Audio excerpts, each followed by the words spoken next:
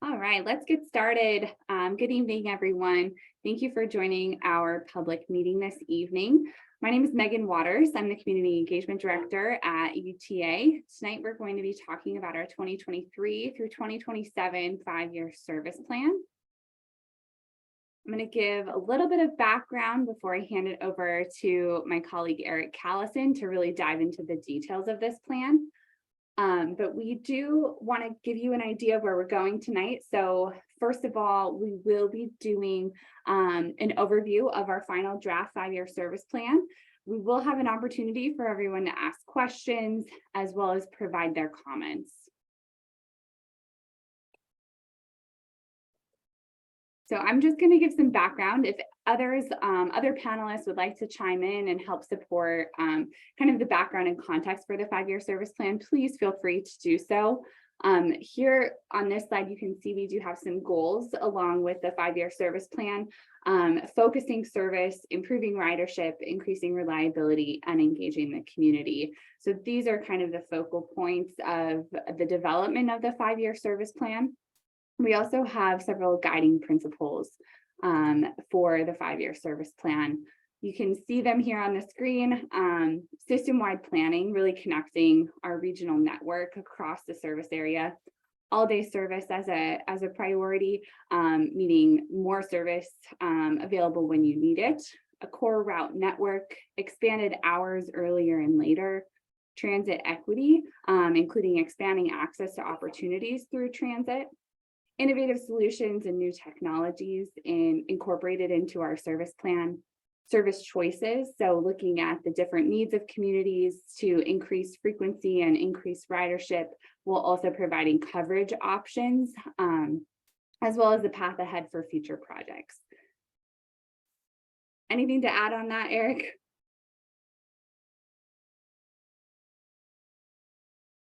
He's good. All right. So to give you an idea of, and all of this information is available at our website as well at rideuta.com/FYSP, that's 5-year service plan. This is where we've been. We did kick off this process in the summer in August when our service planning team began some analysis, put together some draft plans. We did start with a high-level survey that many of you probably participated in, including high-level transit needs and priorities for communities. We have been working with both stakeholders and the public in vetting and refining the plan over the past few months. And so we're here in our formal public comment period. Our public comment period is open through January 23rd, 2023. So we encourage you all to take some time with the plan tonight as we hear from Eric and on your own at our website, and let us know your feedback and thoughts on that by submitting a comment. The final plan after public comment period will be refined, and a final draft will be presented for final adoption by our UTA Board of Trustees in February. So these are just some of the pieces that are going into the 5-year service plan. Right now, we're talking about public input, but we do want to share some of those other factors that are going into the development of the 5-year service plan, which includes local and regional transportation plans. Our service planning team looks at ridership propensity, or the likelihood of the community to ride, as well as need. Land use, operational feasibility. We're looking at budget constraints as well as workforce constraints with this plan, as well as public and stakeholder input. And I do want to give just a short, I mentioned the transit needs survey. What we heard from that really helps us understand where the priorities are for communities when we're talking about these different service related factors, including expanding service coverage, adding frequency, improving amenities at bus stops, improving on-time reliability, weekend service, and then also improving travel time. So you can see from this survey that a lot of folks mentioned these as important to them. Some changes that are already proposed in the 5-year service plan that you'll see do address some of these concerns and priorities, including Saturday frequency on TRAX, as well as the Route 821 in particular. We have been accepting comments since August on the draft plan and now on this final draft plan. And we will be doing a full evaluation of the public comments, and we'll be publishing and sharing the results of that following the public comment period. So that's a little bit of background. We're going to dive into the detail of the plan, and I'm going to hand the control over to Eric. I found the mute button this time, so hopefully you can hear me. Yes, and you should have control now to advance slides, Eric. All right. Oh, oops. Sorry. All right. I'll try to advance them one at a time as well. So this is a breakdown of the 5-year plan. We will be going over each of these in more detail, so you don't have to memorize this slide. But this plan does cover, as Megan mentioned, from 2023 through 2027. We have a number of changes to the local service, local bus service, as well as some changes to TRAX. We have a couple of service recovery initiatives in this plan as well. Some of the service that we've had to reduce this year due to the labor situation. We are pacing it rather modestly this time around because we don't know when the labor situation will turn around and we'll be able to get more people in the door. So we're planning on that being a relatively slow process, but per state law, we do update this plan every 2 years. And if 2 years from now, we find that the labor situation is more favorable, we may be able to get to some of these changes faster. So you may see that in the next 5-year plan when we know a little bit more how that situation is going to shape up. We'll go ahead and talk about each of these parts of the plan. We'll start with 2023. We just had December 2022 change day. The next change day that's coming up is April 2023. We do plan to discontinue routes 901 and 902 that are the Park City, Salt Lake City Connect. Route 901 is currently suspended and Route 902 has been shortened due to the bus operator shortage. High Valley Transit in Summit County is providing limited service on their Route 107, which covers many of the same locations that UTA Route 902 previously covered. We're very grateful to them for stepping up to provide that service. Then in August 2023, the big news is OGX. We are very excited to open the full OGX line. This is a picture of an OGX bus on the Weber State campus. We are running the Wildcat shuttle portion of that right now between Weber State Central and the D Event Center. We've seen very good ridership on that segment of the line already. It's very encouraging for our opening of the whole line this coming August. That will replace existing services on Route 603 and 650 in Ogden. We will also be increasing TRAX service from 30 minutes to 15 minutes on Saturdays in August. That is one of the most common requests that we've received since the start of the pandemic, is to improve TRAX service on weekends. So we're hopeful that we can benefit a lot of people with just this one change. As I mentioned, we do have some service restoration.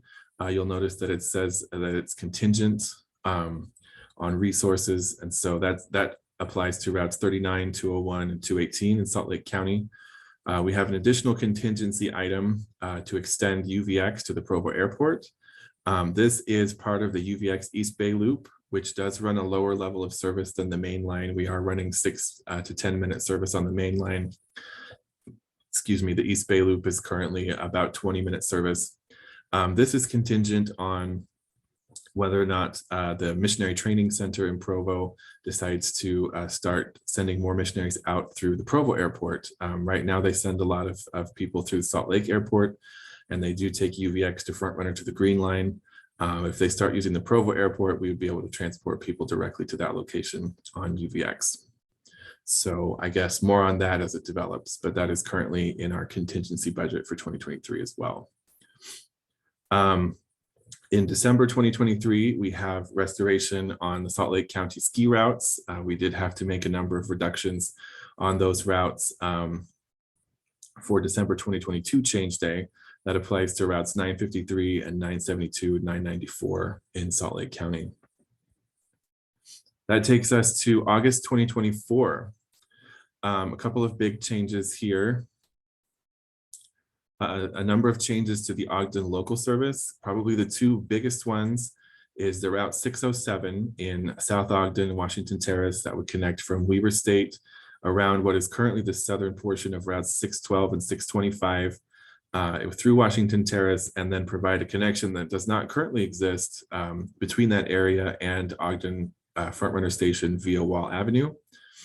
The other big change is adding additional service on Washington Boulevard to come closer to the level of service that we had pre-COVID on that corridor. The trips between Ogden and Weber Technical College would be renumbered as Route 611, and the trips to North Ogden would be Route 612. So Route 612 would cover that entire line, and Route 611 would cover between Ogden Regional Hospital and the Ogden Weber Technical College. So make the service a lot more regular on that line. Currently, the frequency is very irregular on Washington Boulevard. We'd like to get that roped in to just a 15 or a 30-minute service and provide some additional trips on that corridor. In addition, we have a new connection on Route 645 to the Newgate Mall. A couple of changes on the north end of Ogden just to streamline that route as well. In Utah County, we've been working with the local communities, especially with Spanish Fork and Springville recently, on splitting the current Route 821. Route 821 currently serves Payson, Salem, Spanish Fork, Springville, and Provo. With this change, we would split the Springville portion off to become Route 823 to reduce the travel time throughout South County, and also provide service to additional destinations on Main Street in Spanish Fork and Main Street in Springville. And then also for the same change day, we're looking at the local Route 205 in Salt Lake County. Currently is running 30-minute service. Prior to COVID, this route provided 15-minute service. We are seeing a number of elevated passenger loads on Route 205, and we'd like to address that with some additional service on this corridor. And then for August 2025,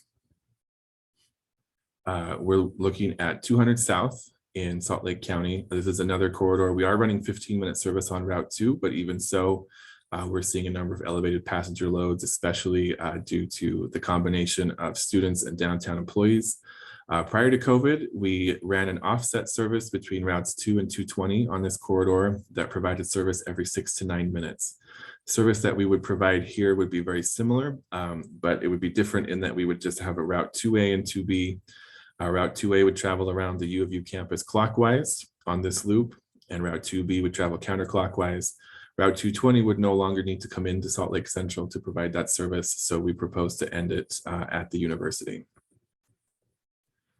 And August 2026, this is a big change, but I'll walk everyone through it. The main driver of this change is the Mid-Valley Connector line.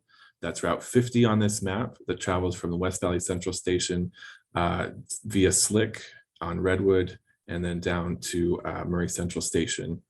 That replaces portions of the current routes 47 and 227. So Route 227, instead of coming up to West Valley Central Station like it does today, we would reroute that through Slick and then to some additional neighborhoods on 1300 West and 33rd South to provide some additional coverage on that route. In addition, on the south end, we would extend Route 227 into Salt Lake Community College, West Jordan, and then on 9000 South into historic Sandy TRAX Station, which would replace the current route F590.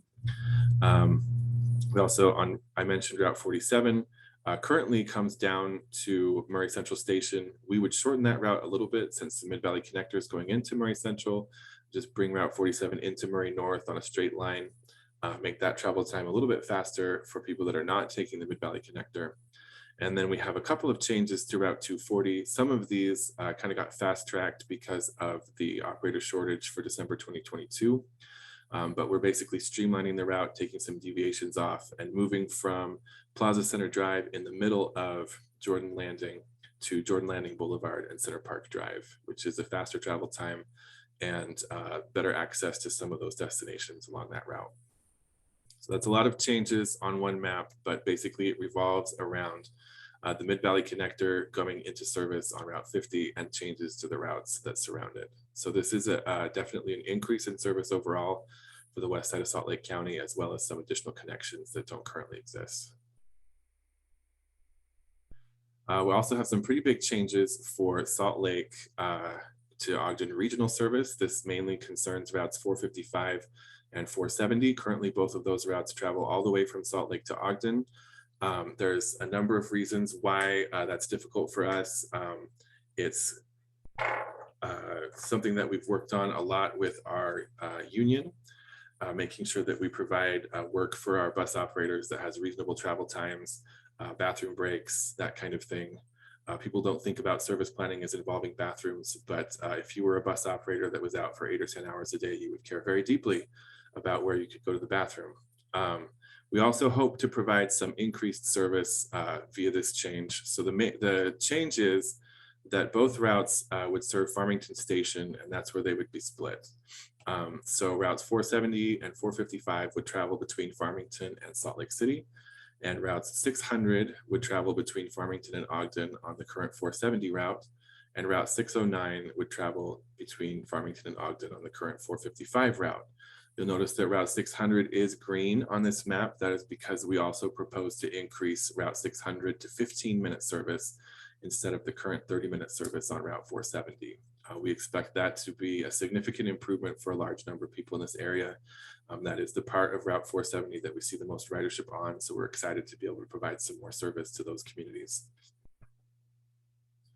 And lastly, 2027, have a couple of pretty significant changes this year as well. 5600 West in Salt Lake County. Currently, we do not run very much service on this corridor, but this has been identified as an important regional corridor, both within UTA as well as with Wasatch Front Regional Council, and also with UDOT in conjunction with the completion of the Mountain View corridor. This route would travel all the way from 5600 West Station on the Red Line up 5600 West to the International Center and the airport, and then into downtown Salt Lake City via North Temple. This would be 15-minute service, and it would run extended hours similar to other 15-minute routes in our system. This is expected to be a very important connection for Airport International Center employees on the west side, as well as potentially providing additional connections outside of the TRAX service hours between downtown and the airport and the west side of the airport. That's a pretty significant employment market in our area that we're not able to reach with the current hours on our TRAX system. So we'd like to supplement that with some bus service, as well as provide additional connections throughout the west side of the valley with this service. That is a pretty significant lift in terms of the number of people that we need to hire to staff this service. That's why it's toward the end of the plan. Again, if the labor situation turns out more favorable than we think, then we're happy to move on any of these changes sooner if we're able to. And finally, last but certainly not least, we have recently conducted a study with Mountainland Association of Governments, as well as the cities of Eagle Mountain and Saratoga Springs, called the Northwest Utah County Study, and looking at some significant transit improvements for that part of Utah County, as well as some connections across the northern part of the county. We are working with MAG and UDOT to identify several park and ride locations within Eagle Mountain and Saratoga Springs, and the new Route 809 would be a park and ride shuttle. We'd have one in the Eagle Mountain Town Center area, one near the ranches, and one somewhere in Saratoga Springs near Redwood Road. The exact locations for those park and rides have not been identified, but Route 809 would serve those and connect that to American Fork Front Runner Station.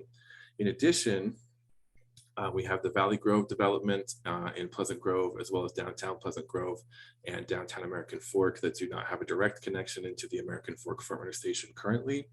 By extending this route, we hope to provide a good market in both directions into the Front Runner Station, as well as just general connectivity across the northern part of Utah County, which is experiencing some significant growth and does not have a lot of transit service that makes this particular movement.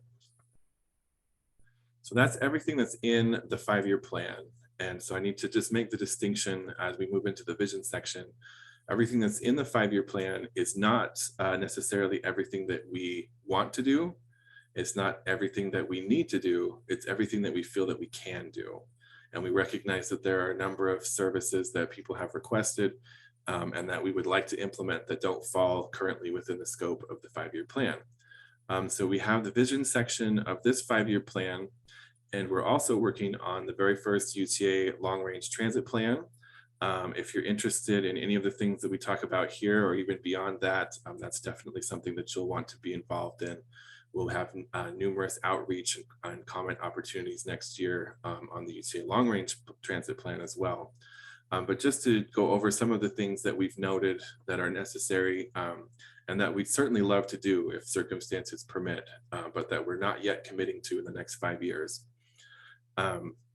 We have improved frequency on a number of routes, routes 4, 17, 39, 45, 54, 62, 209, 223, and 850. And that includes improvements, some on weekdays, some on weekends, as well as some hours improvements on some of these routes as well.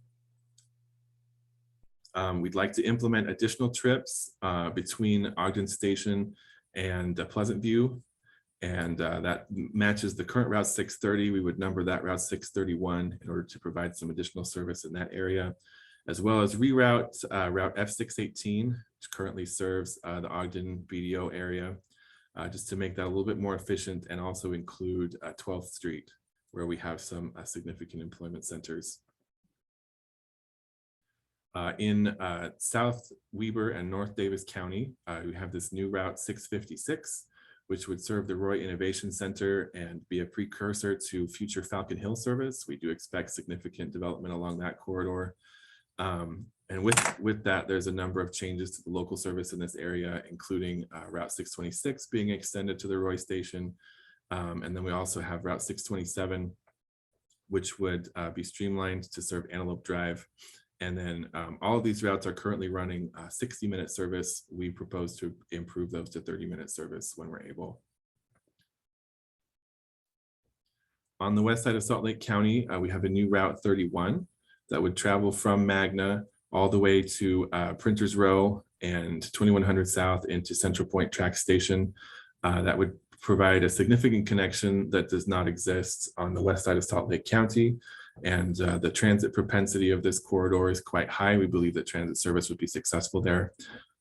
Excuse me. We also have a new Route 236. Several years ago, we had a Route 236 that connected between Valley Fair Mall and the airport. We propose to bring that route back. It would be faster to come from West Valley Central Station via this bus than to take the Green Line through downtown and up to the airport. And we feel like that's an important regional connection. And then we also propose to replace the current Route 513, which is some of these dotted segments that you see, which only runs a few trips a day, with all-day service on Route 248. Route 248 currently just comes into West Valley Central Station. We propose to extend that all the way into Ballpark Station via the industrial areas on the west side of Salt Lake County. And then in South Salt Lake County, we have very successful service in terms of the UTA On Demand service. The ridership is continuing to grow on that service to the point that we are now looking for other services to implement in this area that can take some of the demand away from the on-demand service. So we have also an extension of Route 248 in the other direction from its current terminus at 4800 West Station down into Daybreak, as well as a new Route F126 that would serve 126 South and connect Draper TRAX Station, Draper Frontrunner Station, as well as Riverton and Harriman into the Daybreak Parkway Station in South Jordan on the other end. And we have also done a lot of modeling with VIA, who is our service provider for the UTA On Demand service, to extend microtransit service further north. There's a lot of potential need in communities like Cottonwood Heights, Sandy, South Jordan, West Jordan. And so we expect that that would be very successful as well, but we do need to start talking about putting some bus service over that microtransit service to help manage the demand, because we are getting so much demand for that service. In northern Utah County, we currently run Route 871 through the Thanksgiving Point area. We would propose to streamline that route to just become a connector between Lehigh Station and Draper Town Center TRAX station, and implement additional on-demand service in this area that would connect into the Lehigh Frontrunner station. In Provo, we have some changes to the Route 831. Route 831 serves a large number of college students, and so we propose to streamline this route between BYU and UVU, as well as focus a little bit more on some of the employment opportunities that exist in this area for students. So that would just be some relatively minor changes, but that would streamline the route through that area, as well as a new Route 842. Current Route 834 does serve the Vineyard Frontrunner station via the west side of the city. We propose adding Route 842 to the east side of Vineyard and connect that into UVU as well. And then just not associated with specific bus changes, we also have some proposed additional on-demand service areas in Southwest Provo, as well as North Weber County, including North Ogden, Pleasant View, Far West, Plain City. And then I also mentioned the additional on-demand service in Salt Lake County, just north of our current service area. This dark shaded area on the west side of the South Salt Lake County UTA On Demand zone corresponds to the Olympia area, which is a new development going into Salt Lake County.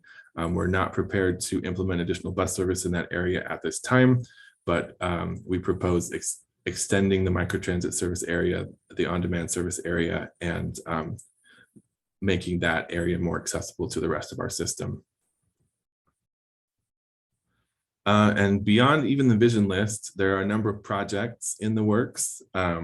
We do have the South Valley Transit Study, which is about extending Frontrunner south to Payson. We have the Davis Salt Lake Community Connector that will travel between Farmington and Salt Lake City, similar to the current 470 corridor, but an enhanced level of service and better amenities. The Central Corridor Transit Study, which is State Street in Utah County between Provo and Lehigh. The Point of the Mountain Transit Study between Draper and Lehigh. The Frontrunner Forward Study, which includes things like electrification, double tracking, and increased service on Frontrunner, as well as the Little Cottonwood Canyon Environmental Impact Statement, which we're working closely with UDOT on what the bus service would look like in scenarios involving whether we put a gondola service in the Little Cottonwood Canyon or whether we just ran additional bus service. Again, we're not necessarily sponsoring any kind of gondola service, but we are working with UDOT on what that would look like in different scenarios. All of these projects are not to the point where we have an opening date or funding identified or could tell you what the schedule is, but they're still very much on our minds. We're working on all of these areas. And so we wanted to just mention that these are projects that are ongoing. This is also the kind of stuff that will show up in the UTA Long Range Transit Plan next year. So definitely stay tuned for that. You know, we look forward to receiving public input on that plan as well.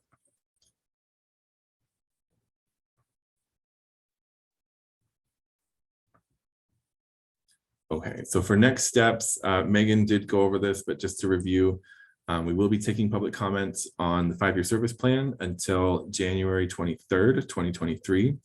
At that point, we will make our final revisions and present the final plan to the UTA Board of Trustees for approval and adoption. And then the next change day that applies under this 5-year service plan would be April 2023 change day. And I'll let Megan take it back.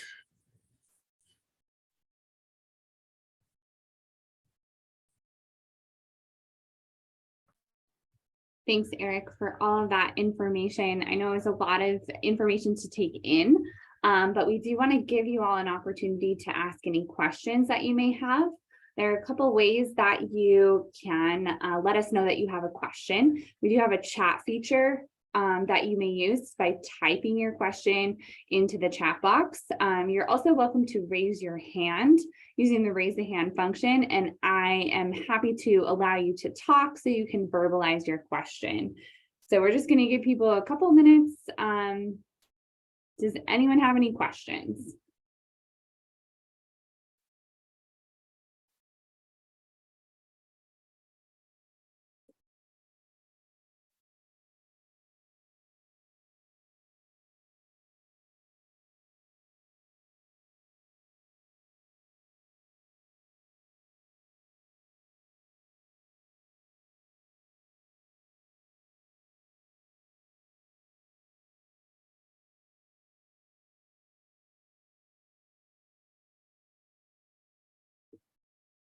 While you're thinking about your questions, we do also have an opportunity for you to give comments. I'm not sure if anyone wants to ask a question or provide a comment. So while you think about that, I'm just going to let you know also that if you do have questions that come up at a later time, you can reach out to us about this. Sorry about that.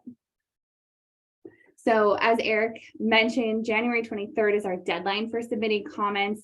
There is more information on our website that covers exactly what Eric presented, as well as some additional context information and ability to submit comments on the website at raduta.com/FYSP. You can also call us at 801-743-3882. That's our customer service team. And they can get your questions over to us. You're also welcome to contact us via email with any questions or comments that you may have on the 5-year service plan. And we'll also be putting out some additional opportunities in January. We know December gets a little bit busy for people, so this may slip everyone's minds. But we'll remind you in January that we do want your input and feedback on our 5-year service plan. I do see a question from Philip. Thanks, Philip. Philip asked, with more service going to Farmington Station, is there any plan to simplify routing on the Lagoon shuttle? Yeah, I can answer that. That's a great question. Yes, there is definitely the potential to do that. With the service coming into the station, we can definitely simplify the loop. There's a couple of changes that need to be made just to what's on the street so that we could put stops in different locations to where they are today. But that's definitely something on our radar. And we'd like to make that shorter because we do know that we see a lot of crowds on Route 667 right now. And so we'd love to be able to make that go back and forth a little bit faster so that we can get the people where they need to go. So the answer is yes. We're still looking at a couple of things, but we definitely see some potential there.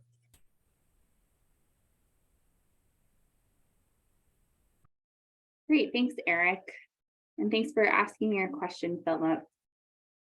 Please feel free to ask additional questions if you have them.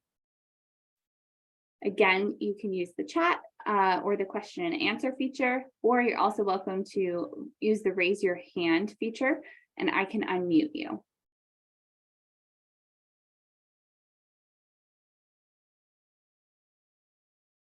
So Tavelli has a question.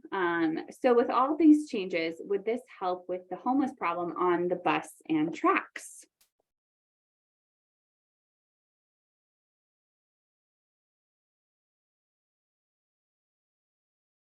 That's a tough question. I'm not sure who wants to take a stab at that. It looks like Jay unmuted. Jay, would you like to chime in on that? Yeah, well, I guess I would need to know what to find that problem. We have unhoused people that live in our service area. They, like any other person, they have accessibility to our system. And so I think that the two are unrelated. I think maybe the question is more, how is UTA responding to unhoused presence on our system? And I would say that largely our concern is with the chronic population who may be suffering from either mental illness or substance abuse or some other ways. And we actually have this year, we have an ambassador program, a transit connections program that we created in response to some requests from our operators. We also, our UTA's police is very responsive, I should say, if there is any report of a disturbance on one of our vehicles. And I would say the other thing too, and maybe this is tied more to the question that always comes up on zero fare. What we found is actually the more people that are using our system, the less incidents we actually have during zero fare when our ridership went up significantly, and actually has continued to go up since that time. We find less and less incidents on our system, mainly because there's usually no conflict at the fare box, but more importantly, the more people that are in the system, actually the less likely some of our chronic unhoused are willing to ride the system because they really want their own space. So I hope that answers a little bit. I think it is a separate question than our service plan. But it's a question that we actively are engaged in. In fact, we actually have an unhoused rider resource team to address this across our service area, not only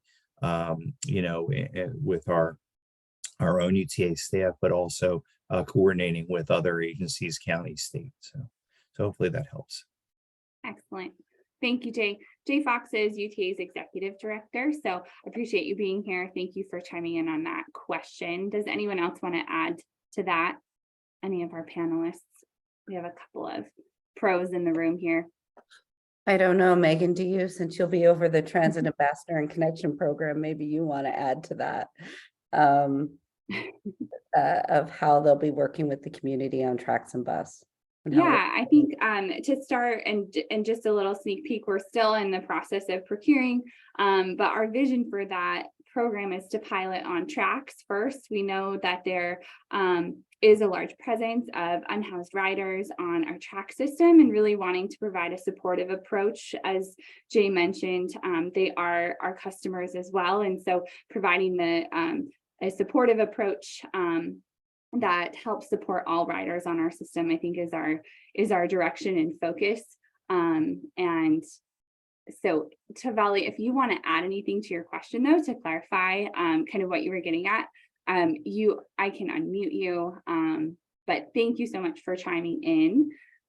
I will move on to the next question we have. So an anonymous attendee asks if this is an appropriate time to advocate for Sunday service for Frontrunner. I don't see much said about expansion into Sunday. This is the perfect time. Please tell all your friends to also submit comments asking for Sunday Frontrunner service, because the more support we get for that, the more we can help make a case, that Sunday service is the right thing. I think we definitely want to. That is part of the Frontrunner Forward study that we mentioned, is what are the kinds of things that we need to do to get the Frontrunner system ready for Sunday service. There are some adjustments we would need to make to the system since we do most of our maintenance on Sundays currently. I see that Jay has his hand up, so that's probably all that I need to say. But no, and Eric, actually, I just wanted to, you said it at the end. One of the most difficult problems or I'd say the most difficult barriers to Sunday service is that our maintenance obligation. We, most of our maintenance occurs on Sunday. The reason that maintenance occurs on Sunday is because we have our entire system has about 25% double tracking, which means we run a very, I guess, tight system. If any of our trains are delayed at all, it actually has a domino effect across the system, and because of that, we really can't get out to maintain during the day, because that would greatly interfere with our operations and greatly interfere with our ability to deliver you and other customers on time. We're in the process of working with the Utah Department of Transportation on a strategic double tracking project, which will double the amount of double check we'll have certainly by the end of the decade, and probably sooner than that. When that happens, when we have 50% double tracking instead of 25%, it's going to be much easier for us to run a Sunday service, because we're going to be able to get out on the system during the week without affecting operations and be able to maintain at other times other than on Sunday. Thank you both so much for those responses, and thank you for the question. We did receive one question that I'm going to pull up in the registration form. So how is UTA going to improve schedule reliability? Why is there not a larger buffer between connecting routes? If TRAX is delayed by even 2 minutes, you miss the front runner, and vice versa. If delays are acceptable, then have the schedule accommodate.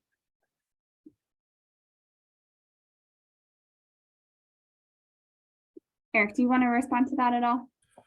Sure. I mean, I think we are always reviewing our schedule information. We do have a team of planners that looks at that. And a couple of things that I can say. One is that we are looking to improve the reliability on Frontrunner with additional double tracking. As Jay mentioned, with a single track system, if one train gets behind, the other trains have to wait for it at the single track sections, and it does sometimes have a domino effect, excuse me, through the whole front runner system. The more double track we add, the less we get delayed. And we're also, just to mention, we are working on a project called the Bus Network Optimization Plan, looking at some improvements that we can make to our bus routes as well to help them run more reliably, more on time. I will say it is not always possible to make every connection work because we do have trains that have to run on specific tracks. So we may say, a 2-minute connection is not ideal, but that's the best connection we can provide. And that's typically because we have to provide a priority connection on one part of the line. And so if we're trying to transfer at a place that's not the priority connection, for example, the red line to front runner going south, or from front runner to the red line going south, and vice versa. Being the priority connection means that it may not work as well in the other direction because we have a limited number of trains. I think the ultimate answer to that is eventually to run all of the trains and the buses more frequently. And then it doesn't matter as much how well the connection's timed, because even if the connection isn't timed well, the next bus or train is coming in a few minutes. That's a long process, certainly. And so we recognize that we're not able to make every connection right now the way that we wish that we could. But we do look at that, for every change day, we look and see where there's places that we can make adjustments to the timings. Certainly, if anyone has specific information about it's happening at this station at this time, that's very useful to us. If we know where that is, we can definitely look into that and see if there's something specific that we can do to address that connection.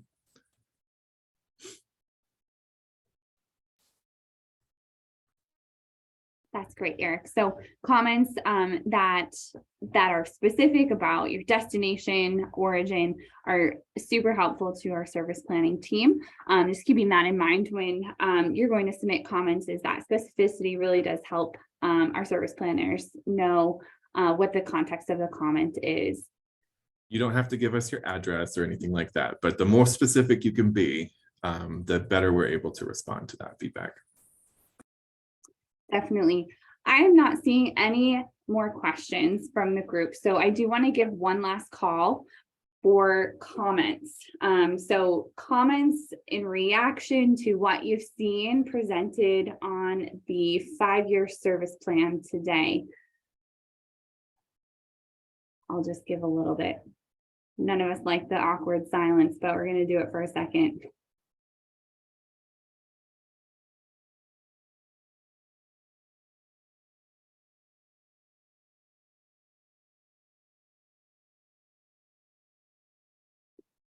Okay, I'm not seeing any. You're all here and we appreciate your participation and attention this evening. Just to remind you, January 23rd is that deadline for comment submission. We'd love to hear from you on the draft 5-year service plan. That is available on our website at rideuta.com/FYSP. So without any more delay this evening, I will stay online until 7. If you're tuning in live or just want to know if we're going to hang out, I'm going to stop the recording, but we'll be available online until 7 p.m. this evening if you have questions about our 5-year service plan. Thank you all so much.